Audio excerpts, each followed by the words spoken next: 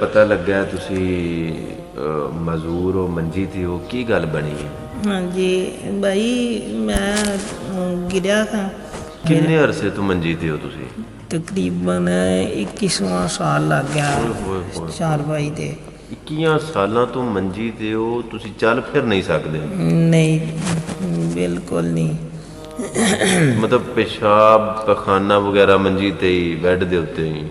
हाँ तुसी जी मतलब वाशरूम नहीं जा सकते, जो टोरी नहीं सकते? हाँ जी ते ये वेख सकने आ कि मतलब हाँ जिस जी तरह दी हाँ जी लतां दे मतलब बिल्कुल। होए होए होए होए होए।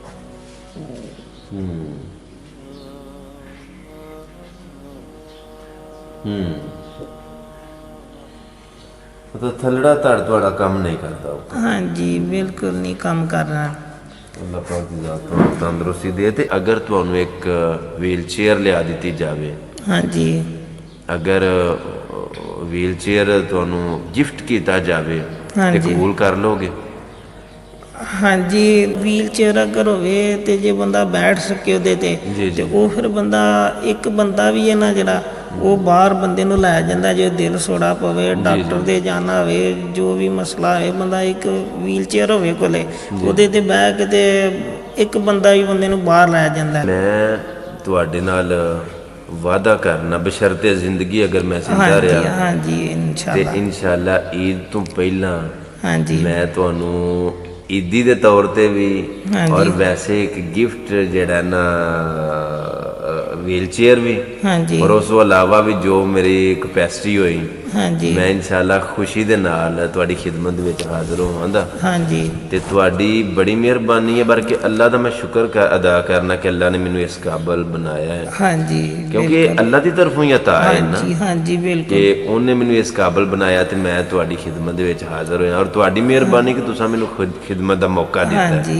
मैं गलबात कीती है हाँ ये जी मैं इंटरनेट ते शेयर कर सकना? हाँ जी इजाज़त है मैनू? हाँ जी पता क्यों हाँ जी कि विदाउट परमिशन बगैर इजाज़त दे मैं हाँ जी किसी दी वीडियो अपलोड नहीं कर सकता। हाँ जी अगर इजाज़त मिले हाँ जी तो मैं वीडियो अपलोड करना। गल मेरी जेहन विच रखियो जे हाँ जी कभी भी मैं कोई भी वीडियो किसी दी इजाज़त तो बगैर अपलोड नहीं करता और हर एक काम दी मैं वीडियो बनांदा भी नहीं। अगर मैं वीडियो बनावां तो सिर्फ और सिर्फ इस वास्ते बनाना कि वेखण वालियां दे विच शौक पैदा होवे, जज्बा पैदा होवे, उन्हां दे विच भी इस काम दी इस तरह के काम की लगन पैदा होवे। बंदे नूं अपनी तंदुरुस्ती की कदर करनी चाहिए है। अगर कोई बंदा इस तरह का मजबूर है बंदा तो उसका भी एहसास करना चाहिए, उन्होंने महसूस नहीं होना चाहिए। बेशक बाकी अल्लाह पाक खैर करे। मैं नमाज का टाइम हो गया असर दा, हाँ जी बशर्ते जिंदगी हाँ जी इंशाअल्लाह फिर मुलाकात होगी। अपना बड़ा सारा ख्याल रखियो जी।